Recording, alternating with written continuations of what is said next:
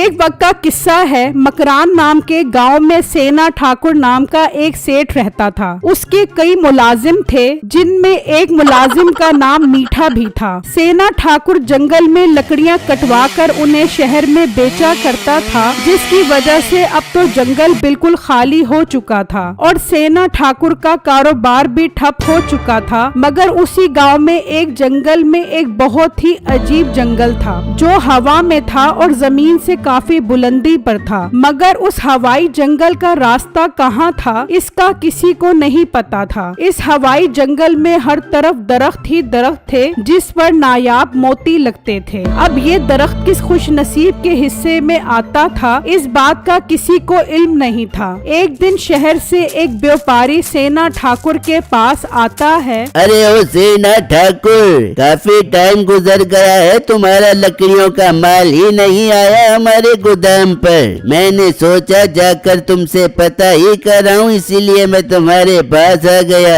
अरे भाई, अब तुम्हें क्या बताऊं, गांव के करीब जितने भी जंगल थे सब हमने काट काट के खत्म कर दिए। अब तो लकड़ियां ही नहीं मिल रही। अरे तो सेना ठाकुर, तू अब करेगा क्या? लकड़ियां अगर खत्म हो गई हैं तो तेरा गुजारा कैसे होगा? और दूसरा, तुम्हारे गांव में अब तो लकड़ियां काटने की वजह से आलूदगी भी बहुत ज्यादा हो गई है। सारा जंगल तो तूने काट दिया है। लोगों का तो अब सांस लेना भी मुश्किल हो जाएगा। लोगों का सांस लेना मुश्किल हो रहा है तो वो मरे, मुझे कोई लेना देना नहीं। मैं बहुत जल्द दूसरा कोई जंगल ढूंढूंगा और वहाँ की लकड़ियाँ काट कर तुझे अच्छे दामों में बेचूंगा। हाँ ठीक है, मेरा तो लकड़ियाँ खरीदने का काम है। मुझे तो जितनी मर्जी लकड़ियाँ ला दो, मैं खरीद लूंगा।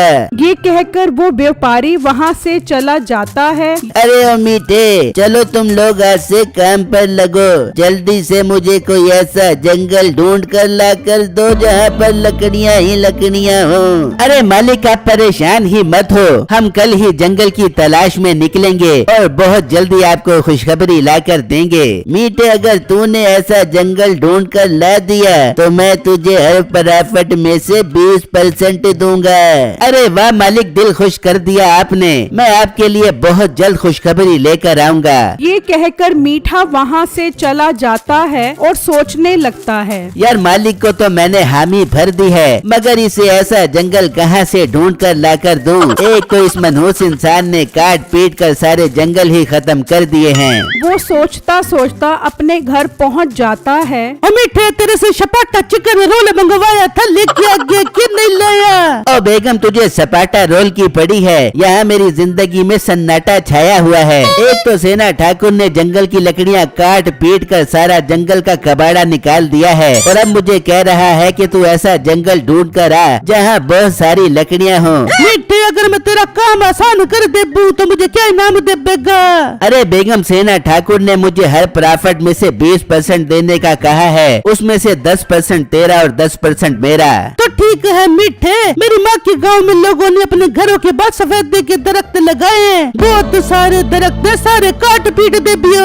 अरे वाह बेगम, तूने तो मेरा काम ही आसान कर दिया। मैं कल ही सेठ को जाकर ये खुशखबरी सुनाता हूँ और हर प्रॉफिट में से 20% लेकर आता हूँ। फिर जब अगला दिन निकलता है तो मीठा सेना ठाकुर के पास पहुँच जाता है। सेठ साहब, अपना काम हो गया। मैंने जंगल तो नहीं ढूंढा, लेकिन ऐसा गांव ढूंढ लिया है जहाँ पर हर घर के बाहर सफेदे के दरख्त लगे हैं। हम एक एक रात में जाया करेंगे और वहाँ से दरख्त काट कर आ जाया करेंगे।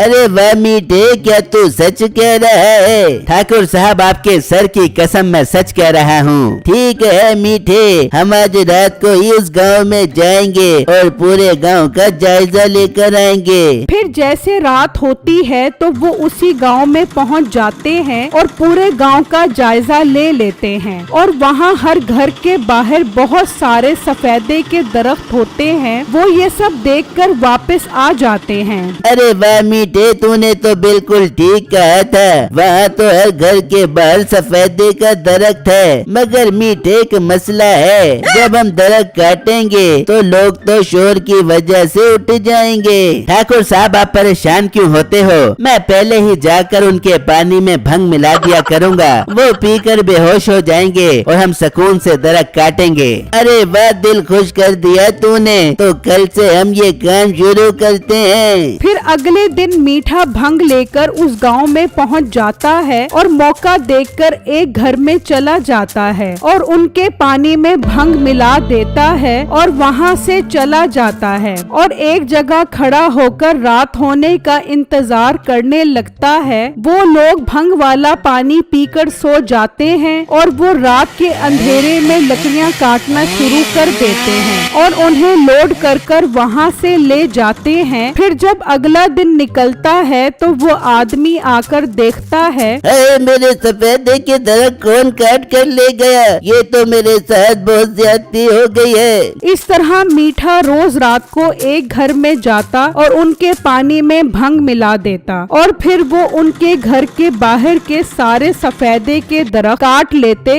इस तरह ये बात पूरे गांव में फैल जाती है और वो सब गांव वाले एक जगह इकट्ठे होते हैं। कल रात तो मेरे भी घर के बाहर के सारे दरख्त कोई उखाड़ कर ले गया।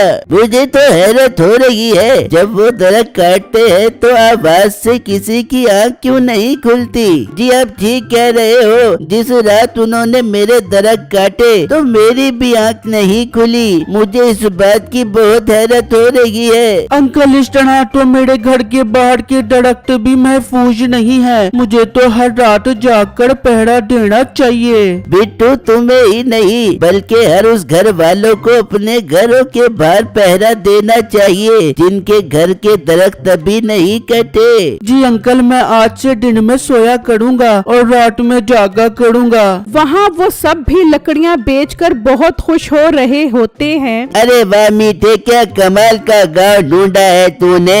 अपनी तो रोजी बहुत अच्छी हो रही है। मालिक मीठा नाम है मेरा, मैं काम भी मीठे मीठे ही करता हूँ। मालिक आपने कहा था ना आप हर प्रॉफिट में से 20% दोगे। हाँ मीठे, तुझे तेरी तनख्वाह के साथ तेरा 20% भी मिल जाएगा।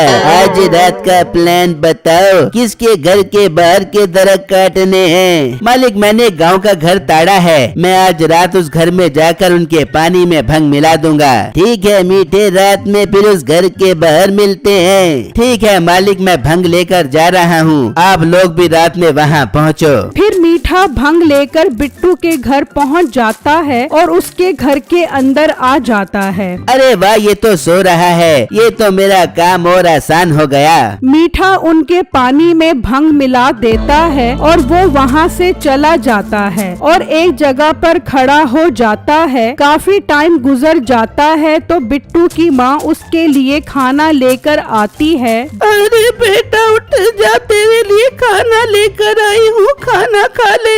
नहीं अम्मी जान, मुझे भूख नहीं है। मुझे तो इस बात की टेंशन हो रही है कहीं वो मेरे दरख्त काट कर न ले जाएं। बेटा अल्लाह हिफाजत करने वाला है। चल तू खाना नहीं खा रहा तो पानी ही पी ले। नहीं अम्मी, मेरी भूख प्यास दोनों मर चुकी है। जब तक मैं उन चोरों को नहीं पकड़ लेता मैं ना कुछ खाऊंगा और ना कुछ पीऊंगा। दरख्त काटने की टेंशन बिट्टू के लिए अच्छी साबित होती है और वो भंग वाला पानी नहीं पीता। यहाँ तक के रात हो जाती है और वो सब बाहर इकट्ठे हो जाते हैं। हाँ मीठे, भंग वाला पानी डाल दिया था।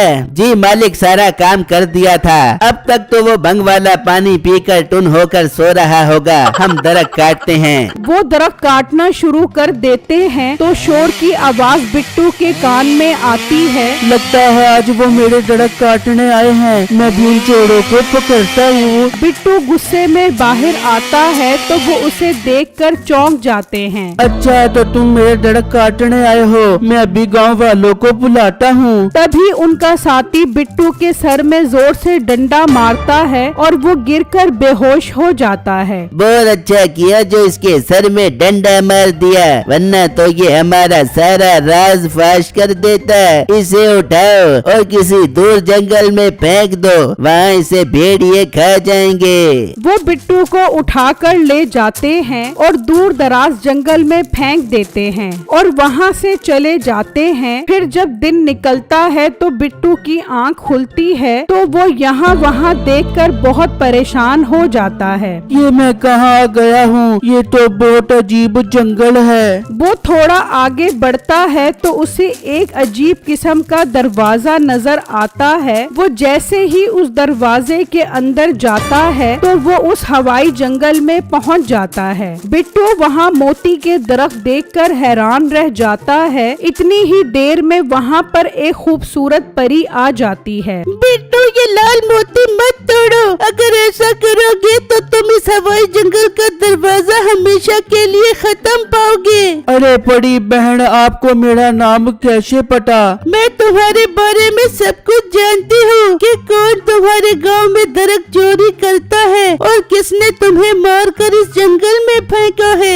अरे बड़ी बाजी, अगर आप मेरे बारे में इतना कुछ जानती हो तो मेरी मदद करो। वो तो मेरे सारे दरख्त काट के ले जा चुके होंगे। बिट्टू, तुम एक बहुत अच्छे इंसान हो, इसलिए मैं तुम्हारी मदद जरूर करूंगी। अब तुम्हारा घर मुकम्मल तब्दील हो चुका होगा और तुम्हारे पास हर तरह की आसाइश होगी। मैं तुम्हें तुम्हारे घर पहुंचा देती हूँ। परी बिट्टू को गायब करके घर पहुंचा देती है तो बिट्टू अपना घर देखकर हैरान रह जाता है। वहाँ पर वही मोती के दरख्त लगे होते हैं। अरे बिट्टू, ये सब कैसे हो गया? ये तो सब जादू है, जादू।